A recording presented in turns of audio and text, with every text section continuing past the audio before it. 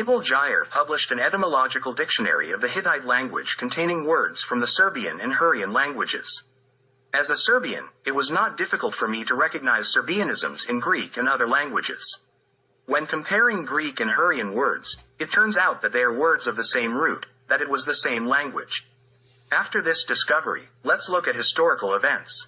During the Nile campaign, it was seized by Serbian tribes in Egypt, the so-called Hyksos invasion and their rule in Egypt. When occupying other lands, the Serbs usually brought with them peoples from the lands they had already settled, as their helpers. Thus, they took Jews and a part of Anatolian Hurrians to Egypt. After the fall of Serbian rule in Egypt, their helpers, Jews and Hurrians, remained there, and the Egyptians subsequently expelled them. The Jews went to Palestine to their former allies and protectors, while the Hurrians were brought to Greece, settling among their former allies and protectors. All of Greece was called, they say, Pelosia at first. 36. Saint 4. The fact that the Greeks originated from the interior of Cappadocia or perhaps from the upper reaches of the Euphrates is indicated by the absence of their own word for the sea. Luro says, the Greeks did not have their own word for the sea and adopted the foreign word, thalassa. Regarding the Greeks as a people, Herodotus says that they were divided into three main tribes: Ionians, Dorians, and Aeolians. The latter, the Aeolians, are the Aeolians or Aeolians, whose name the Greeks adopted. Josephus Flavius says that Elisha from Iserota is Aeolian. 75. The prophet Ezekiel calls the Aegean Sea the island of Elisha. 1. Ezek.27.7. Today, we call Elisha the region Elis. 94. Saint 36. Edward Vels connects Elisha with the Peloponnese and says, Achaia and the Peloponnese are the land of Elisha, where the city Elis, the river Elisus, and Eleusis, a town in Arcadia, are located. 31. Saint 279. Eusebius says, Arcas is a Pelasgian after whom Arcadia was named. 3. Regarding the Serbian rank, Karen, Gordon Schild says that it is a Cyprus-Arcadian term in Greek epic poetry. 60. Saint 46. Now let's see who the Aeolians were after whom Greece got its name in the Holy Scriptures. Herodotus answers this question, saying, Aeolians were previously called Pelasgians, as the Greeks say. 39.7.95. Strabo writes the following about the Aeolians. As for the Pelasgians, it is almost universally accepted that they were an ancient people, widespread throughout Greece, especially in the land of Elis, neighboring the Thessalians. As for Pelopopes, for whom the name Elisha is associated as a land, Strabo says that its old name was Appia and is mentioned as the land of Apis. 8b.1.st.19, Herodotus notes that among the Scythians, the land is called Appia, more precisely, a goddess embodying the land.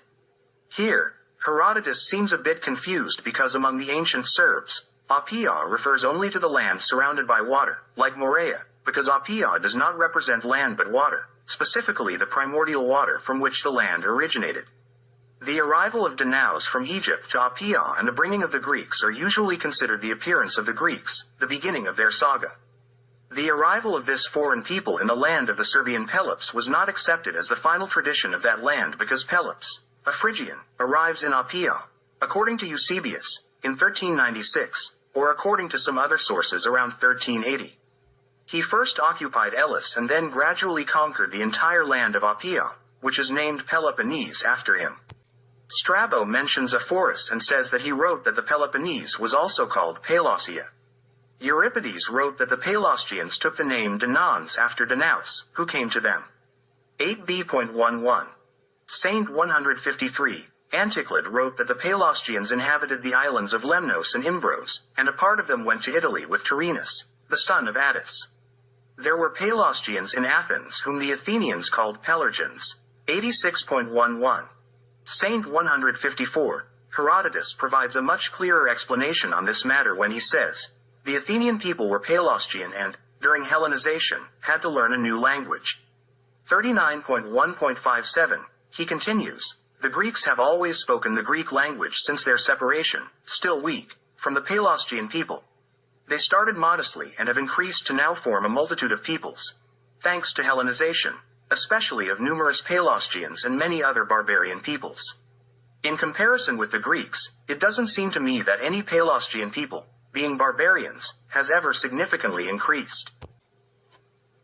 Strabo lists the tribes that inhabited Greece before the Greeks, mentioning the Dryapes, Caucones, Pelasgians, Leleges, and others.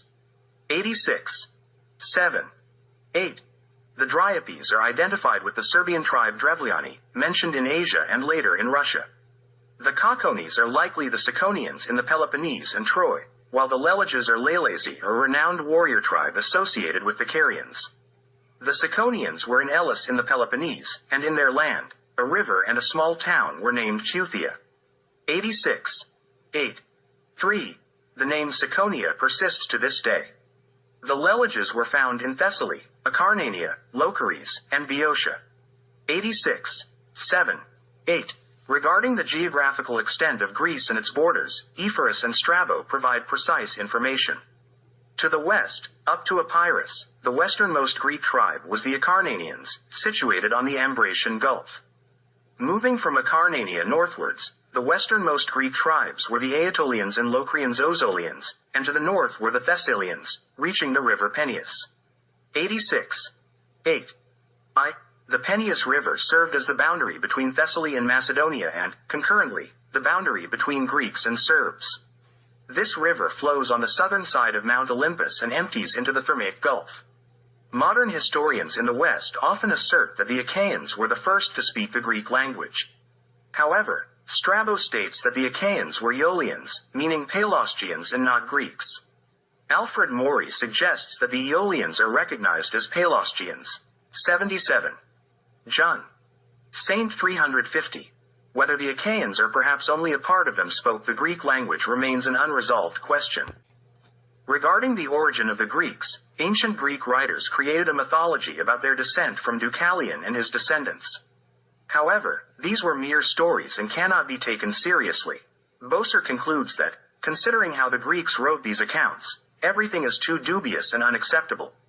Indeed, not only does their story lack support in historical facts, but it is also in direct conflict with them. The Thracian Eumolpus occupied Attica around the 1400s, and during this time, Greeks are not mentioned there, only the Pelasgians, indicating that the Greeks as a people did not yet hold significance.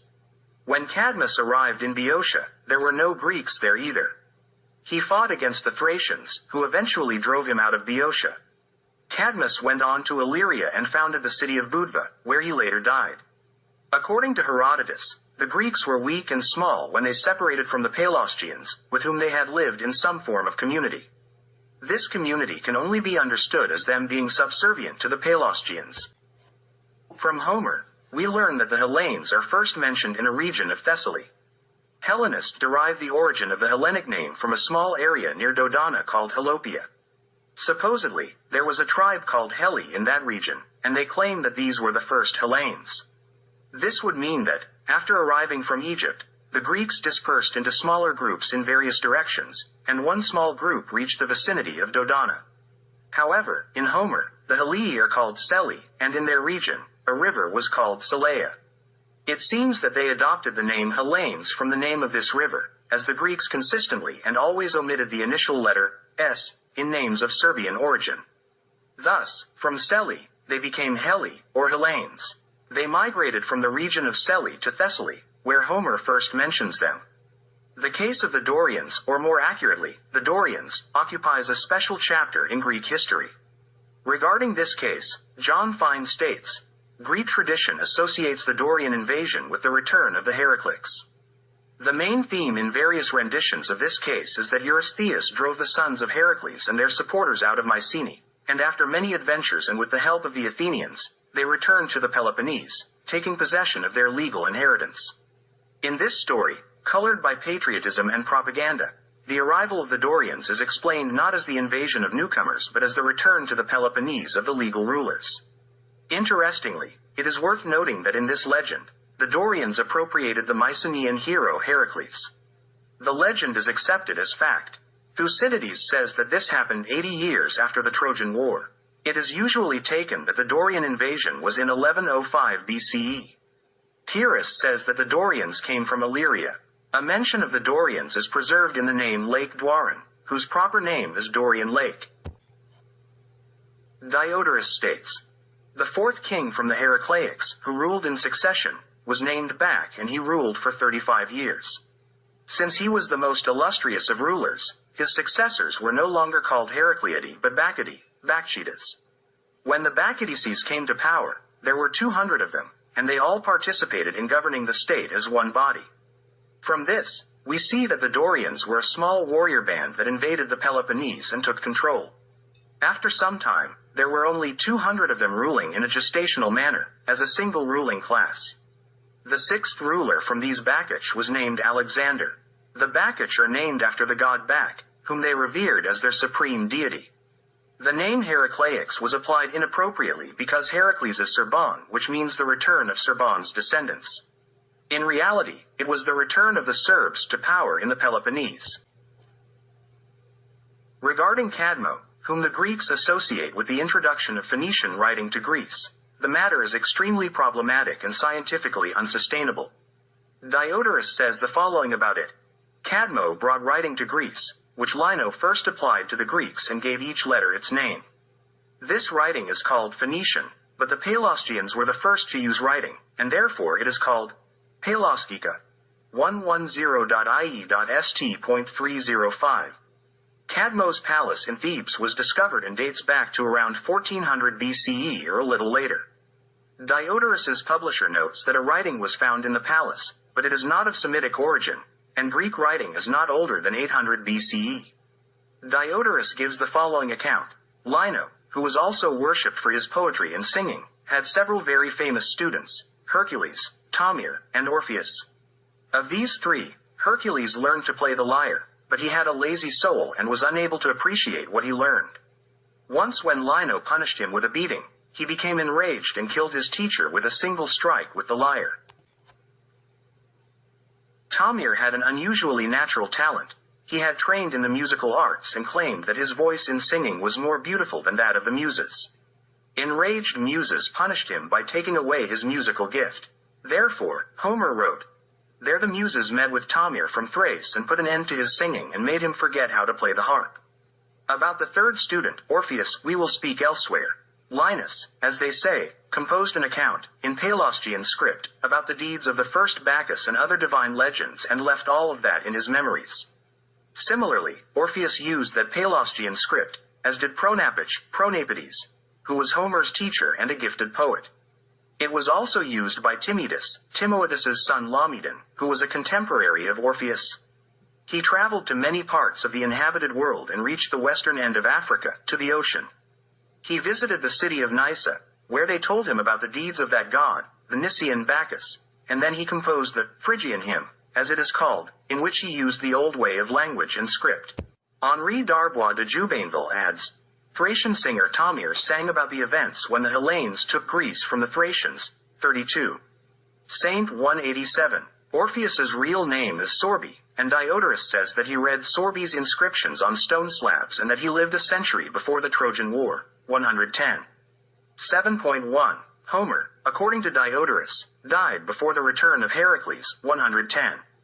7.2. This means that Homer died before the end of the 12th century BCE, around 50 or a bit more years after the Trojan War. From all this, we see that Linus, Sorbi, Tamir, Pronapic and Homer were Serbs, trained in Serbian literature and using Serbian script that Diodorus calls Pelasgian.